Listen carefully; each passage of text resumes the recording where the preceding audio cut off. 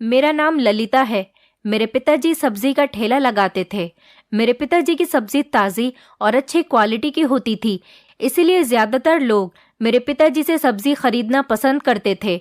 वो हमारे घर पर भी अपनी सब्जी लेकर आते थे, लेकिन कभी किसी को अपने ठेले के करीब नहीं जाने देते थे।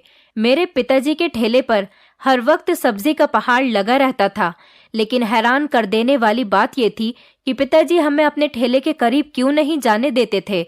आखिर ठेले पर सब्जी ही तो होती थी, तो इसमें करीब ना जाने वाली कौन सी बात थी। जब मेरी माँ उनसे पूछती कि आप किसी को ठेले के करीब क्यों नहीं जाने देते हो, तो वो कोई जवाब नहीं देते थे और सिर्फ खामोश रहते थे। अगले दिन मेरी नज़र सब्जी के ठेले पर पड़ी, जिस पर रखी हुई सब्जी सड़ी हुई थी और बहुत गंदी हो रही थी। मैंने सोचा कि सड़ी हुई सब्जी निकालकर फेंक देती हूँ, वरना बाकी की सब्जी भी खराब हो जाएगी। तो मैं ऐसा करने ही चली गई, लेकिन सब्जी के हटते ही मैंने सब्जी के नीचे जो चीज़ देखी, उसे देखते ही मेरे होश उड़ गए कि सब्जी के नीचे तो कुछ ऐसी चीज़ रखी हुई थी जिसे देखकर मेरे पैरों तले से ज़मीन निकल गई। मेरी उम्र 25 साल है। हम लोग बहुत गरीब हैं। मैं अपने पिताजी की इकलौती बेटी थी और बहुत लाडली थी, और मैं अपनी माँ की भी सबसे ज़्यादा लाडली बेटी थी। लेकिन कभी कभी मेरी माँ मुझे डांट दिया करती थी, जिस पर मुझे मेरे पिता ही माँ से ही बचाया करते थे। मगर फिर भी मेरी माँ मुझसे बहुत प्यार किया करती थी। ये तो उनकी शरारत और मोहब्बत थी मेरे साथ, और ऐसा सच में ही था। वो मुझे सबसे ज़्यादा प्यार किया करती थी, और मेरे पिता भी मुझ पर हमेशा अपनी जान न्यौछावर करने के लिए तैयार रहते थे। मेरे पिताजी मेरी हर डिमांड सबसे पहले पूरी करते थे, जबकि वो बहुत गरीब थे और बहुत मेहनत से पैसा कमाते थे। हम लोग अपनी छोटी सी जिंदगी में हंसी खुशी रहते थे। मेरे पिताजी की एक सब्जी की दुकान थी। माँ भी पिताजी की मदद करने के लिए कभी कभी सब्जी की दुकान पर चली जाती थी। मैं भी जिस दिन फ्री हुआ करती थी, तो अपने माता पिता के साथ सब्जी की दुकान पर बैठकर सब्जी बेच लिया करती थी। मेरे चाचा भी थे, जो कि हमारे घर में ही रहते थे, क्योंकि मेरे दादा दादी तो काफ़ी सालों पहले गुजर गए थे और मेरे चाचा की अभी तक शादी नहीं हुई थी, इसलिए उनका ख्याल भी मेरे माता पिता ही रखते थे। चाचा जी कोई काम नहीं करते थे, क्योंकि उनकी दोनों टांगें नहीं थीं। एक हादसे की वजह से उनकी दोनों टांगें चली गई थीं। यही वजह है कि उनकी आज तक शादी नहीं हुई। मेरे चाचा जी की उम्र 40 साल हो गई। कभी कभी वो बैठे बैठे माँ के साथ घर के काम में हाथ बटा दिया करते थे, जैसे चावल चुनना, सब्जी काटना वगैरह। एक दिन अचानक म्युनिसिपालिटी वाले लोगों ने मेरे पिताजी की दुकान को गिरवा दिया और कहा कि ये दुकान सरकार की जगह में बनी हुई है, इसलिए ये तुम्हारी दुकान नहीं। इस तरह मेरे पिताजी की दुकान टूट गई और हमारा सब्जी बेचने वाला कारोबार भी ठप हो गया। अब हमारे घर में बहुत ज़्यादा गरीबी आ गई थी। मेरे पिताजी के पास करने के लिए कोई काम नहीं बचा था। जो सब्जी थी वो भी लोगों ने दुकान तोड़कर मलबे में मिला दी थी। काफ़ी दिनों तक मेरे पिताजी नौकरी की तलाश करते रहे। मेरे पिताजी अगर पढ़े लिखे होते तो उनको नौकरी आसानी से मिल जाती। अब जबकि शुरू से ही उन्होंने सब्जी बेची थी, इसी वजह से उन्हें किसी काम की नॉलेज भी नहीं थी। मैं अपने माता पिता से नौकरी करने के लिए कहती तो वो हमेशा मना कर दिया करते थे। उनका कहना था कि बेटियां नौकरी करती हुई अच्छी नहीं लगती। मेरे पिता ने कहा कि बेटी, अभी मेरे इतने बुरे दिन नहीं आए जो मैं अपनी बेटी से नौकरी करवाऊं। बस इसी वजह से मैं अभी नौकरी करके अपने घर के हालात नहीं सुधार सकती थी। अब मैंने मजबूरी में आकर अपने पिताजी से ही कहा था कि आप जो भी काम करना चाहते हो आप ही कर लो, अपनी मर्जी से। मेरे पिताजी ने माँ के सोने के कुंडल बेचकर एक ठेला खरीद लिया और मेरे पिताजी ने घर घर जाकर ठेले पर सब्जी बेचना शुरू कर दिया। वो सारा सारा दिन सब्जी बेचा करते थे। माँ ने तो पिताजी से कहा था कि वो कहीं न जाएं और अपनी ही गली में ठेला लगाकर सब्जी बेच लिया करें, मगर फिर मेरे पिताजी के समझाने पर वो खामोश हो जाया करती थी। मेरे पिताजी उनसे यही कहा करते थे कि भला एक जगह ठेला खड़ा रखने से सब्जी कैसे बिक सकती है, दुकान की बात अलग होती है। और फिर हमारी गली बंद थी, इस वजह से सब्जी खरीदने के लिए कोई आ भी नहीं सकता था। फिलहाल मेरी माँ को तसल्ली इस बात की थी कि चलो हमारे घर में थोड़े बहुत पैसे आना शुरू हो गए थे और वो कौन सा कहीं दूर जाते थे, हमारे ही मोहल्ले में और पास वाले मोहल्ले में सब्जी बेचकर आते थे। जब सब्जी बिक जाती तो पिताजी रात को घर वापस लौट आते और रात को कुछ देर हमारे साथ भी समय बिताकर सो जाया करते थे। पिताजी का कहना था कि लोग तो अपने घर की ज़रूरतें पूरे करने के लिए न जाने कौन कौन से काम कर लेते हैं ताकि अपने और अपने घर वालों के लिए कुछ कमा सके, जबकि पिताजी कौन सा हमसे दूर चले गए थे। अपने ही मोहल्ले में रहकर तो सब्जी बेचा करते थे। दिन इसी तरह से गुजर रहे थे। पिताजी जब भी घर आते मेरे लिए काफ़ी सारा सामान लेकर आया करते थे। उनको अपनी सब्जी की दुकान से ज्यादा सब्जी के ठेले में फायदा होने लगा था, जिससे हमारे घर में काफी कुछ ऐसा था जो हमने नया खरीदा था। पिताजी की आमदनी भी बढ़ गई थी और सड़ी हुई सब्जी भी नहीं बचती थी। जितनी पिताजी दिन भर में सब्जी खरीद कर लाते वो सारी लोगों को बेचकर ही घर वापस आते थे। वो मेरे लिए भी हर वो चीज लेकर आया करते थे जिसकी मुझे जरूरत होती थी। पहले तो मैं उनसे मांगकर चीजें मंगवाया करती थी, मगर अब तो वो मेरे कहे बिना ही सामान लेकर आया करते थे। और उन सामान में बहुत सारा सामान तो ऐसा हुआ करता था जो मैंने उनसे कभी भी नहीं कही होती थी। मुझे बहुत खुशी होती और मुझे खुश होता हुआ देखकर मेरे पिताजी भी बहुत खुश हो जाते थे। वो जब भी घर आते तो माँ उनसे एक यही बात कहा करती थी कि पैसे जोड़कर रखा करो, आने वाले टाइम में जुड़े हुए पैसे काम में आते हैं। और फिर अब हमारी बेटी जवान हो गई, अब इसके लिए आलतू फालतू सामान ना लाया करो, अब इसकी शादी के लिए पैसा जोड़ना शुरू करो, क्योंकि अब घर में मेरे रिश्ते आने लगे थे। मैं बचपन से ही अपने माता पिता की लाडली थी और मेरे माता पिता का सपना था कि वो मेरी शादी खूब धूमधाम से करेंगे और मेरी शादी में किसी तरह की कोई कमी नहीं आने देंगे। मेरे माता पिता का कहना था कि हमारे लिए तो सब कुछ हमारी बेटी ही है। मुझ में ही उनको अपनी जिंदगी और अपनी खुशियां नजर आया करती थी। सब कुछ बहुत अच्छा चल रहा था। अब दिन बहुत अच्छे गुजर रहे थे क्योंकि घर के हालात जो बेहतर होने लगे थे। पिताजी सुबह को ठेला लेकर निकलते और रात को ही घर में घुसते थे। माँ के बाहर कहने पर कभी कभी पिताजी शाम के टाइम ही वापस आ जाते थे, क्योंकि माँ का पिताजी से यही कहना था कि रात के अंधेरे से पहले पहले ही घर आ जाया करो। मुझे भी अपने पिता से ज्यादा देर तक अलग रहने की आदत नहीं थी, मगर अब आदत डालनी पड़ी थी, क्योंकि घर के हालात तो तभी सुधर रहे थे जब पिताजी गली मोहल्ले में घूम घूम कर ठेले पर सब्जी बेचते थे। वो मुझे और माँ को समझाया करते थे कि यही काम हमारी जिंदगी का हिस्सा है, इसीलिए मुझसे अलग होने की आदत डालो, क्योंकि मैं जब बाहर के काम में ध्यान दूंगा तभी घर के हालात बेहतर होंगे। इसलिए काम से कभी भी घबराया नहीं जाता। काम कैसा भी हो उसे दिल लगाकर करना चाहिए। और अब हमें भी ये बात समझ आ गई थी कि अच्छा था कि मेरे पिताजी का ये सब्जी बेचने वाला काम अच्छा चल रहा है। कम से कम पहले से ज्यादा तो पैसे आ ही रहे थे। मेरे पिताजी के ठेले पर सब्जी खूब बिक रही थी और लोग मेरे पिताजी की सब्जी को बहुत पसंद करते थे। ऐसे काम भी किसी किसी के ही चल निकलते हैं और भगवान का लाख लाख शुक्र था कि जिस दिन से मेरे पिताजी ने ठेले पर सब्जी बेचना शुरू किया था उस दिन से हमारे घर के हालात काफी बेहतर हो गए थे, जबकि दुकान पर इतने ज्यादा सही पैसे नहीं मिलते थे। माँ मेरे मामा जी के घर गई थी, पिताजी सब्जी बेचने गए थे। मैं घर में अकेली थी। तभी घर का दरवाजा जोर जोर से बजने लगा, मगर मैं तो यही सोच रही थी कि दरवाजे पर कौन है। माँ तो बिल्कुल अभी गई है और पिताजी रात होने से पहले घर वापस नहीं आते, तो वो इतनी जल्दी घर कैसे आ सकते थे। फिलहाल जो भी हो, मैंने दरवाजा खोल कर देखा। जब मैंने दरवाजा खोला तो माँ या पिताजी में से कोई भी नहीं था, बल्कि लगभग 30-35 साल की उम्र का आदमी लग रहा था। मैं जो पिताजी या माँ को समझकर ऐसे ही दरवाजे पर चली आई थी, मेरे गले में दुपट्टा भी नहीं था।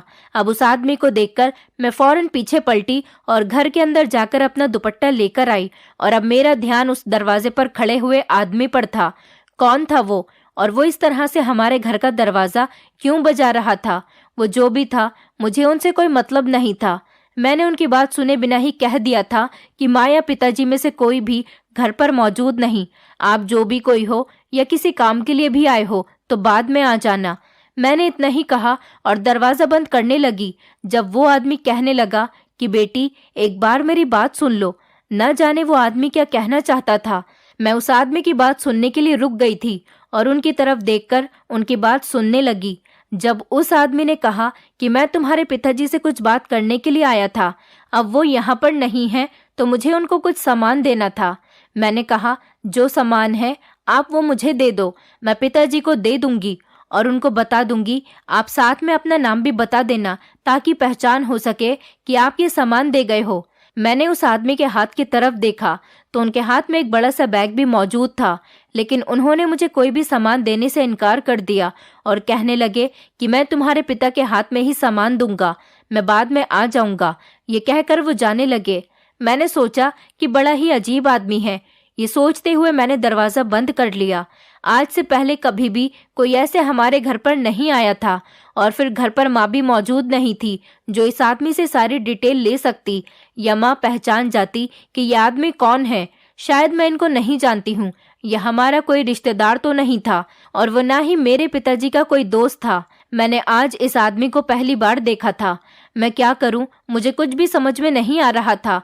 फिर मैंने इस बात को इग्नोर किया और सोचा कि जब माँ या पिताजी में से कोई घर पर आ जाएगा तो इस आदमी के बारे में बता दूंगी।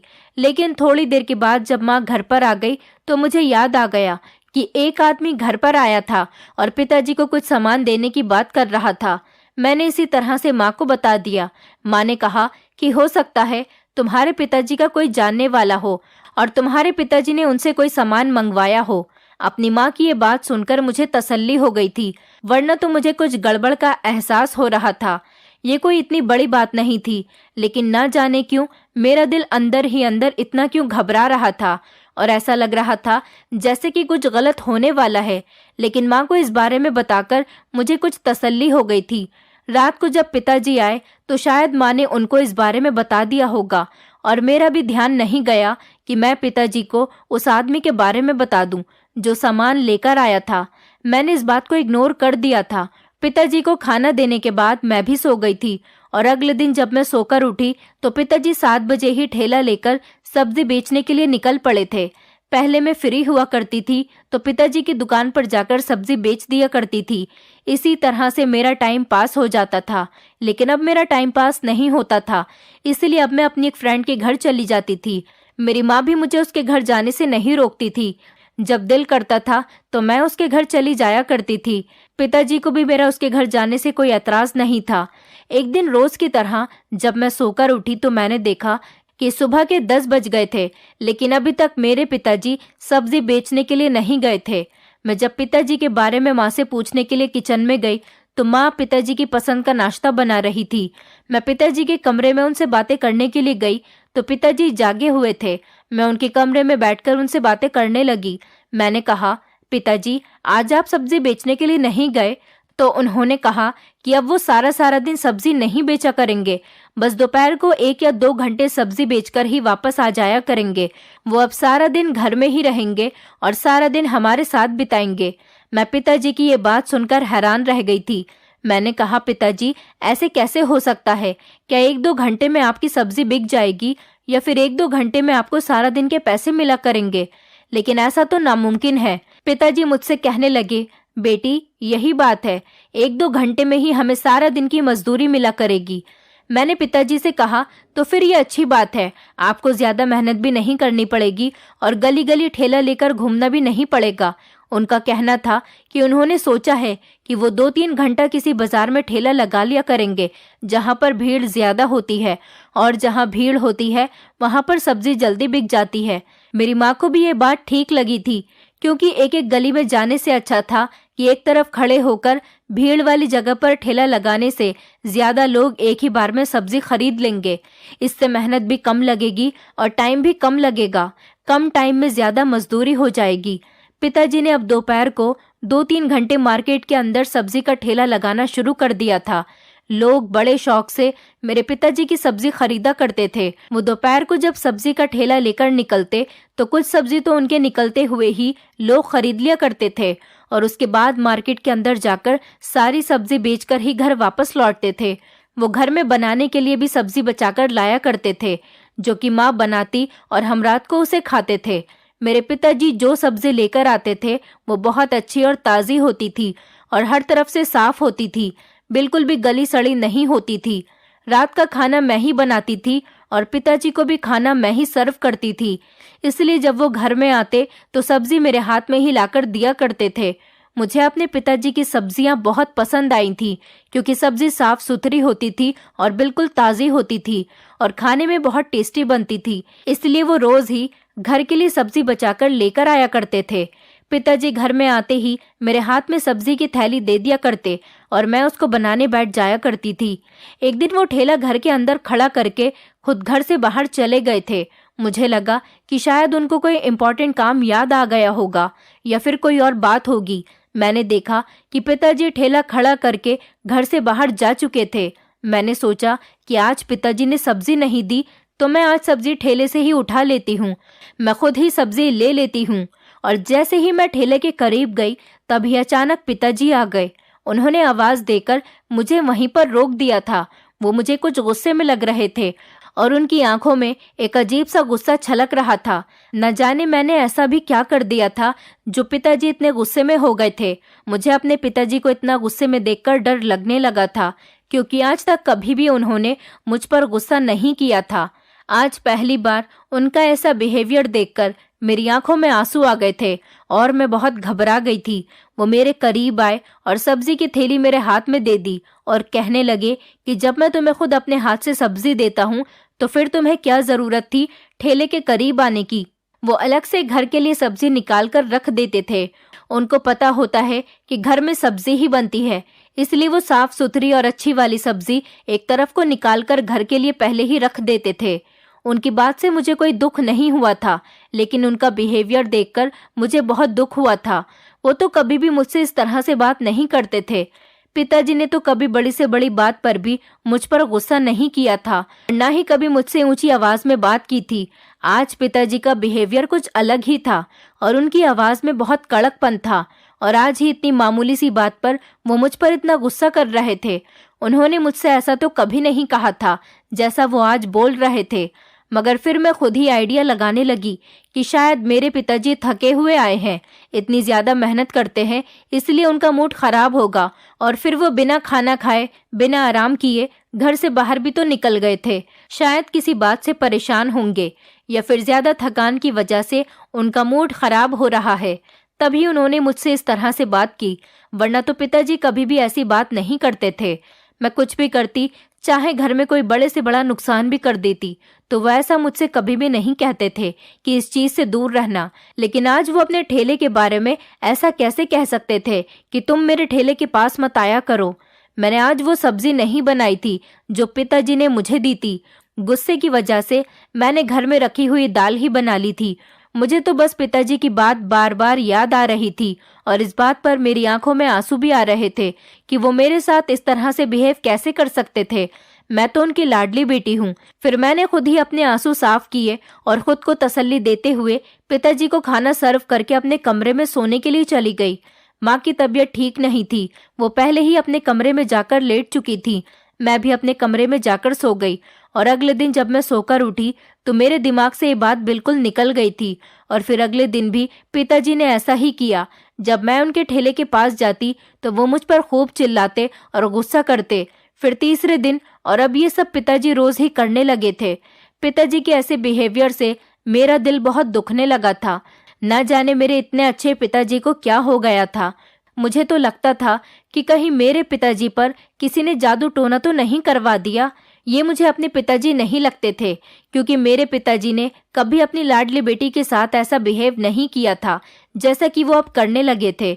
अब तो ये पिताजी के रोज का रूटीन बन गया था और अब पिताजी मुझसे ज्यादा बात भी नहीं करते थे। पिताजी के ठेले पर हर वक्त सब्जी का पहाड़ लगा रहता था। पहले जब वो घर आते थे तो अपना ठेला खाली कर कर लाते थे, लेकिन अब उनकी सब्जी ठेले पर भरी ही रहती थी। और हैरानी की बात तो ये थी कि अब पिताजी का ठेला खाली ही नहीं होता था। ऐसा लगता था जैसे वो सब्जी बेचते ही नहीं। अब उनके ठेले से सब्जी खत्म ही नहीं होती थी। मैंने एक दो बार पिताजी से इस बारे में पूछा भी कि आपकी सब्जी खत्म ही नहीं होती, कि आपने सब्जी बेचने का काम खत्म कर दिया, और अगर खत्म कर दिया तो फिर आप सुबह ये सब्जी का ठेला लेकर क्यों जाते हो। मगर वो मेरी बात सुनकर खामोश रहते थे, मुझे कोई जवाब नहीं देते थे। पिताजी ने मुझसे बात करना बिल्कुल बंद कर दिया था। न जाने वो मेरी बात का जवाब क्यों नहीं दे रहे थे। तभी तो मुझे पता चलेगा कि वो क्या कर रहे थे और क्या नहीं। मगर वो मेरी बातों को इस तरह से इग्नोर तो कभी भी नहीं करते थे। इससे पहले मैं उनसे कुछ भी पूछती थी तो वो जवाब जरूर दिया करते थे। सवाल जैसा भी होता वो मुझे जवाब दे दिया करते थे। बल्कि मेरे पिताजी का कहना तो ये था कि अगर किसी इंसान के दिमाग में कोई बात चल रही हो तो उसे अपने दिमाग में चल रही हुई बात बता देनी चाहिए। इससे इंसान को कुछ न कुछ नई बात सीखने को मिलती है और वो इस बात को सोच सोचकर परेशान भी नहीं होता।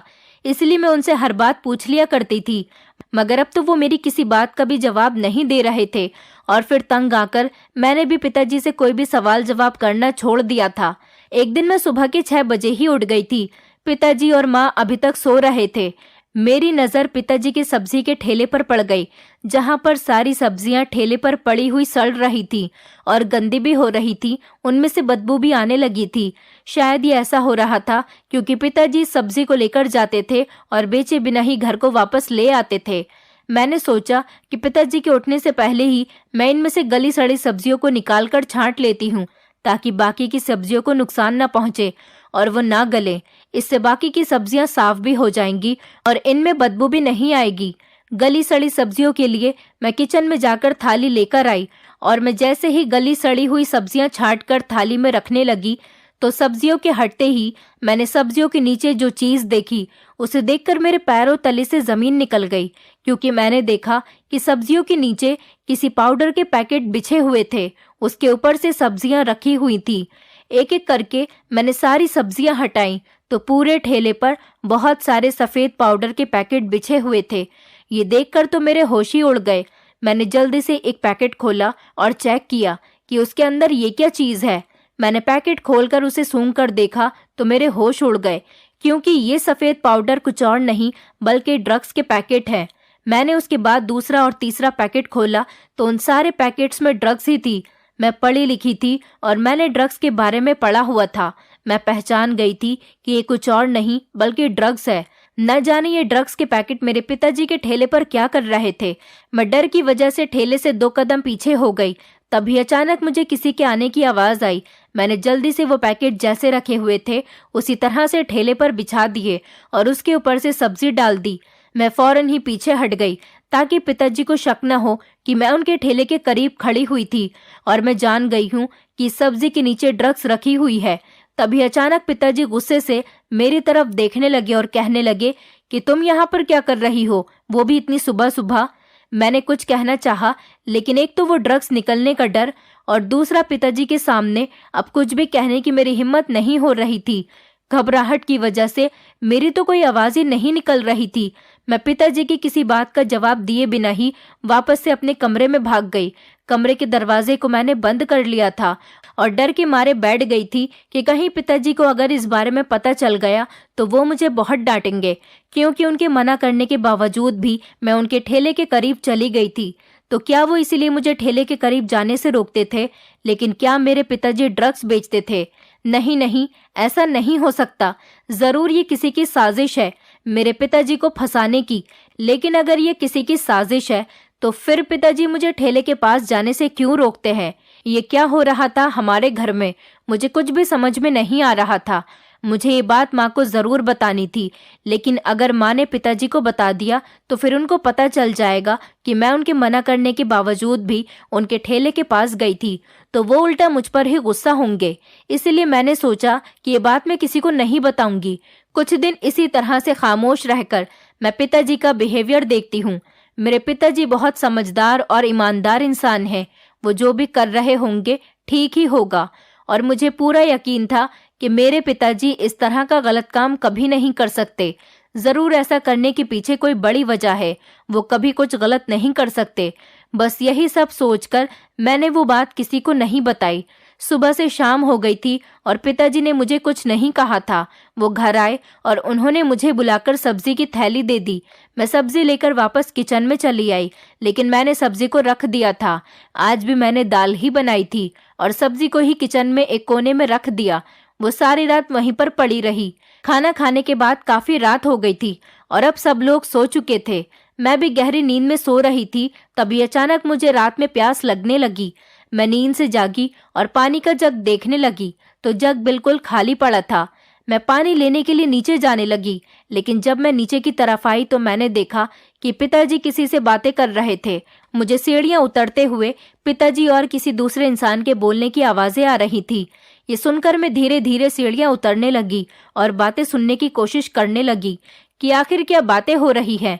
मैं धीरे धीरे हल्के कदम से नीचे उतर गई, लेकिन जब मैंने अपने पिताजी से जिस इंसान को बात करते हुए देखा तो उसे देखते ही मेरे होश उड़ गए थे कि रात के 3:30 बजे मेरे पिताजी किसी से बातें कर रहे थे, और जिससे बात कर रहे थे तो ये तो वो इंसान था जो एक दिन हमारे घर पर आया था और मुझसे मेरे पिताजी को कुछ सामान देने की बातें कर रहा था। यही इंसान हमारे घर पर आज भी मौजूद था। माँ तो अपने कमरे में सो रही थी, लेकिन पिताजी इस इंसान से बातें करने में बिजी थे और उनको ये भी नहीं पता था कि मैं भी सीढ़ियों पर खड़ी हुई उनकी सारी बातें सुन रही हूँ। मैंने उन लोगों की बातें सुनने की कोशिश की। वो आदमी मेरे पिताजी से कह रहा था कि काम अच्छा चल रहा है, बस इसी तरह से तुम मेरी बात मानते रहो और मेरा माल बेचते रहो। मैं कुछ ही दिनों बाद तुम्हें मालामाल कर दूंगा। बस कुछ ही दिन और उसके बाद ये माल तुम्हें डबल रेट में बेचना है, क्योंकि आगे जाकर इस माल की डिमांड बढ़ने वाली है। जितने माल के रेट बढ़ेंगे उतने ही तुम्हें भी पैसे दिए जाएंगे। तुम बहुत अच्छा काम कर रहे हो। सब्जियों की आड़ में तुम हमारा ये फ्रेश माल बेच रहे हो, इससे किसी को शक भी नहीं होगा और हमारा काम भी आसानी से होता रहेगा। मेरे पिताजी ने कहा कि हाँ, मुझे बस पैसों से ही मतलब है, लेकिन मुझे डर है कि कहीं किसी को इस बारे में पता चल गया तो हम लोग फंस सकते हैं। वो आदमी कहने लगा, तुम इस बात की बिल्कुल भी फिक्र मत करो, मैं सब कुछ संभाल लूंगा। पुलिस में मेरी अच्छी जान पहचान है। तुम बस अपना काम मन लगाकर करते रहो, बाकी तुम सब कुछ मुझ पर छोड़ दो। मैं उन लोगों की ये बात सुनकर हैरान रह गई थी और मुझे अपने कानों पर विश्वास नहीं हो रहा था कि मेरे पिताजी पैसों की खातिर ये घिनौना काम कर रहे थे। मुझे आज अपने ईमानदार पिताजी पर शर्म आ रही थी कि वो गलत तरीके से पैसे कमाने के लिए सब्जी का सहारा ले रहे थे। मुझे अपने पिताजी से ये उम्मीद नहीं थी। अब मैं सब कुछ समझ गई थी। उस ठेले पर ड्रग्स के पैकेट होते थे, तभी तो पिताजी मुझे ठेले के करीब भी जाने से रोक दिया करते थे और वो ये नहीं चाहते थे कि मुझे इस बारे में पता लगे। लेकिन अब मुझे अपने पिता के इस राज से पर्दाफाश करना था, क्योंकि ये चीज मेरे पिताजी बेच रहे थे। इस तरह से तो हमारे देश में गलत संगतें बढ़ती जा रही है। मैं भागते हुए अपनी माँ के कमरे की तरफ गई और माँ को देखकर जगाने की कोशिश करने लगी, लेकिन डर की वजह से मेरे मुंह से आवाज ही नहीं निकल रही थी। मगर फिर हिम्मत करके मैंने अपनी माँ को जगा दिया और उनको सारी बात बता दी। मेरी बात का माँ को कैसे यकीन आता, क्योंकि उन्होंने अभी तक अपनी आंखों से कुछ भी नहीं देखा था। और फिर ये बात ही ऐसी थी। मेरी माँ, जो कि मेरे पिताजी के साथ इतने सालों से रह रही थी, उन्होंने उनके अंदर कोई बदलाव और कोई ऐसा काम नहीं देखा जिससे उनकी मर्यादा को ठेस पहुंच सके। इसीलिए उनको मेरी बात पर आसानी से विश्वास नहीं हो रहा था। मैं माँ को यकीन दिलाने के लिए उनका हाथ पकड़कर उन्हें खामोशी से सीढ़ियों से नीचे लेकर आ गई, लेकिन मैंने आकर देखा कि वो आदमी तो जा चुका था और पिताजी भी वहां पर मौजूद नहीं थे, लेकिन उनका ठेला वहीं पर खड़ा हुआ था। मैंने जल्दी से माँ को ठेले पर से सब्जी हटाकर दिखाई। मैंने जैसे ही सब्जी हटाई तो उसके नीचे वही ड्रग्स के पैकेट रखे हुए थे और माँ से कहा कि ये देखिए, मैं सच कह रही हूँ, पिताजी सब्जी के बहाने ड्रग्स बेच रहे हैं। तभी अचानक पिताजी भी आ गए और कहने लगे, तुम दोनों यहाँ पर क्या कर रही हो? चलो अपने कमरे में जाओ। मैंने कहा पिताजी, आज मैं आपकी सारी सच्चाई जान गई हूँ। मैंने ड्रग्स का पैकेट अपने हाथ में लेकर पिताजी को दिखाया। पिताजी, क्या आप सब्जी के बहाने लोगों को ये ड्रग्स बेचते हैं? माँ की भी आंखों में आंसू आ गए थे और वो बड़ी हैरानी से पिताजी की तरफ देख रही थीं। पिताजी मेरे हाथ में ड्रग्स का पैकेट देखकर शॉक्ड खड़े रह गए थे। मैंने कहा, मैंने आपकी और उस आदमी की सारी बातें सुन ली और मुझे भी ये पता है कि वो आदमी आपको ड्रग्स बेचने के लिए देता है। पिताजी कहने लगे, नहीं बेटी, न जाने ये ड्रग्स के पैकेट मेरे ठेले पर कहाँ से आ गए। मैंने कहा, पिताजी, बस अब आपको और झूठ बोलने की जरूरत नहीं, मुझे सब कुछ सच सच पता चल चुका है। माँ भी कहने लगी कि मुझे बताया था ललिता ने कि कोई आदमी घर आया था, वो आपको सामान देना चाहता था, लेकिन आप घर पर मौजूद नहीं थे तो वो यहाँ से चला गया। ललिता ने कहा भी कि पिताजी नहीं है तो सामान मुझे दे दो, लेकिन वो आदमी सामान देकर नहीं गया। कहने लगा कि मैं तुम्हारे पिता को ही सामान दूंगा। अगर उस आदमी को सामान देना होता तो वो ललिता को भी तो सामान देकर जा सकता था, लेकिन उसका सामान ही गलत था, इसलिए वो हमारी बेटी को सामान देकर नहीं गया। पिताजी की आंखों में आंसू आ गए और वो कहने लगे कि मुझे माफ कर दो बेटी, मुझसे बहुत बड़ी गलती हो गई, लेकिन मैं क्या करता। ऐसा करने के पीछे मेरी बहुत बड़ी मजबूरी है। घर के हालात खराब थे। जिस दिन से दुकान बंद हुई थी तभी से हमारे घर के हालात दिन ब दिन बिगड़ते चले गए। और फिर मुझे तुम्हारी शादी की भी तो फिक्र थी। तुम जवान हो रही हो, मुझे दिन रात तुम्हारी शादी की फिक्र लगी रहती है कि मैं अपनी इकलौती बेटी की शादी खूब धूमधाम से करना चाहता हूँ। लेकिन अगर घर के हालात इसी तरह से रहे तो अपनी बेटी की शादी धूमधाम से कभी भी नहीं कर पाऊंगा। मैं तुम्हें दुनिया की हर खुशी देना चाहता हूँ, लेकिन हमारे घर के हालात तो दिन ब दिन खराब होते चले जा रहे थे। मैंने कुछ दिन सब्जी का ठेला लगाकर भी देख लिया, लेकिन घर के माहौल में कोई बदलाव नहीं आया। लेकिन एक दिन सब्जी बेचते हुए मेरे पास एक आदमी आया और कहने लगा कि तुम रोज सब्जी बेचते हो, मैं तुम्हें देखता हूँ। कोई तुम्हारी सब्जी खरीदता है तो कोई सिर्फ मोल भाव करके चला जाता है। कितनी ढेर सारी सब्जी तुम अपने घर वापस लेकर जाते हो। इस काम से अच्छा है कि तुम एक अच्छा सा काम कर लो। मैं तुम्हें एक बढ़िया काम बता देता हूँ जिसमें ज्यादा मेहनत भी नहीं करनी होगी और तुम्हें पैसे भी ज्यादा मिलेंगे। उस आदमी ने मुझसे कहा कि ये ड्रग्स के पैकेट तुम्हें सब्जी की आड़ में बेच रहे हैं। जैसे ही कोई सब्जी लेने आए तो उससे कहना कि मेरे पास ताज़ा माल है, अगर चाहिए तो बताओ। जिसे खरीदना होगा वो समझ जाएगा और तुम उसे बेच देना। ऐसा करने से मैं तुम्हें बहुत सारे पैसे दूंगा। मैं पैसों के लालच में आ गया था। मैंने सोचा कि इस तरह करने से किसी को मुझ पर शक भी नहीं होगा और हर कोई यही सोचेगा कि मैं तो सब्जी बेच रहा हूँ और इस तरह से मेरे घर के हालात भी ठीक हो जाएंगे। बस बेटी, मैंने सिर्फ घर के हालात ठीक करने के लिए ही ऐसा किया, जबकि मैं ये बात अच्छी तरह से जानता था कि ये काम गैर कानूनी है और ये गलत काम मुझे नहीं करना चाहिए। लेकिन एक गरीब इंसान अपनी गरीबी दूर करने के लिए कुछ ना कुछ गलत करने पर मजबूर हो ही जाता है। मैंने भी ये सब मजबूरी में ही किया।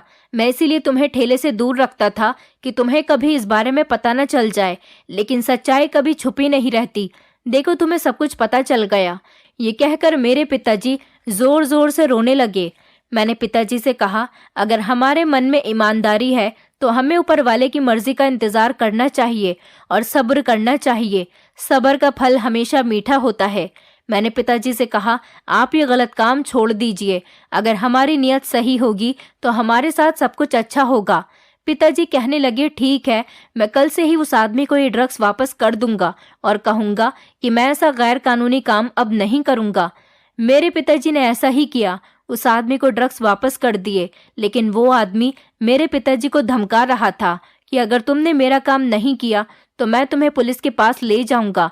लेकिन मैं अपने पिताजी के साथ उस घटिया इंसान के पास गई और उससे कहा कि अगर तुमने मेरे पिताजी को बदनाम करने की कोशिश की तो मेरे पास सबूत है, मैं पुलिस को दिखा सकती हूँ। वो आदमी डर गया और खामोश हो गया। मैंने कहा कि मैंने तुम्हारी वीडियो बनाई है। जितने गुनहगार मेरे पिताजी हैं उससे कहीं ज्यादा तुम हो। मेरे पिताजी के साथ साथ सजा तुम्हें भी होगी। तो वो आदमी घबरा गया और कहने लगा कि ठीक है, मैं तुम्हारे पिता को कभी इस काम के लिए फोर्स नहीं करूंगा। मैंने कहा, तुम भी इस काम को मत करना क्योंकि ये गैर कानूनी काम है।